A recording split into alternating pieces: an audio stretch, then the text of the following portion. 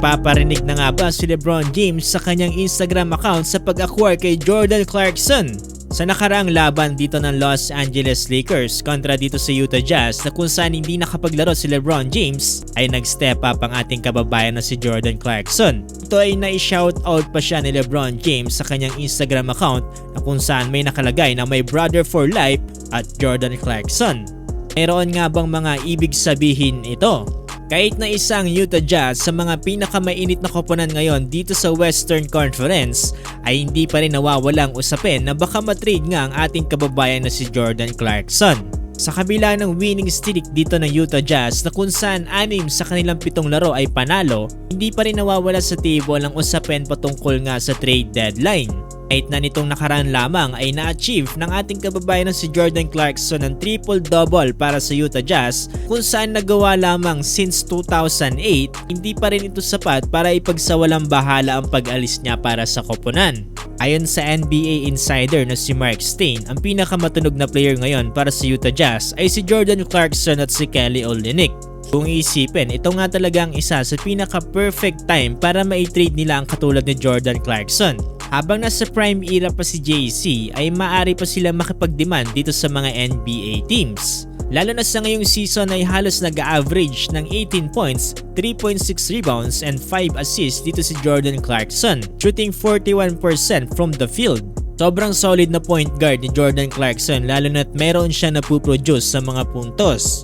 Dito na nga pumapasok yung Los Angeles Lakers na kung saan isa sa pinakamatunog na maaaring paglandingan ng ating kababayan na si Jordan Clarkson. Actually, last year pa naging maingay ang usapin na to pero mas lalo lang bumabalik dahil malapit na nga matapos ang NBA trade deadline. Isa kasi sa mga possible trades na mangyayari ay matatanggap ng LA si Jordan Clarkson at mapupunta naman sa Utah Jazz si D'Angelo Russell kasama si Jalen Hood at kabilang din ang ilan sa mga 2029 first round picks. Hindi malabong mangyari to dahil kilala ang Utah Jazz na hindi basa-basa magbibitaw ng kanilang mga core players.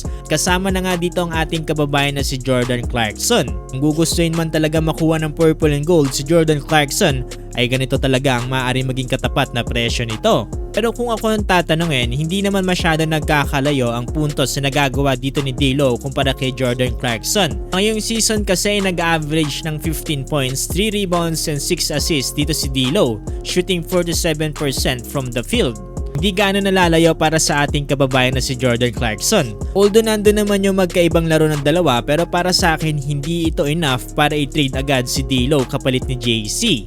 Straight swap sana yung mangyayari kapalit ni D'Lo, pwede pang pag-isipan to ng Los Angeles Lakers. Pero kung mag-demand pa ng sobra-sobrang Utah Jazz ay baka dapat pag-isipan na mabuti dito ng Los Angeles Lakers. Una naglaro si Jordan Clarkson para sa Purple and Gold nitong 2014 to 2018. Dito siya unti-unting hinasa kasabay ng The Legend Kobe Bryant. Kalaunan ay na-trade sa Utah Jazz at nagbunga nga ang kanyang pinaghirapan. Ngayong 2024, ito na kaya ang perfect time na pagbabalik ni Jordan Clarkson para dito sa Los Angeles Lakers. Kaano nga ba kalaki ang magiging epekto nito kung sakali man na bumalik na siya dito sa Purple and Gold? Magiging perfect tandem nga ba sila dito ni LeBron James? Ayo, ano masasabi niyo patungkol sa possible trade na ito? Komento lamang inyong palagay.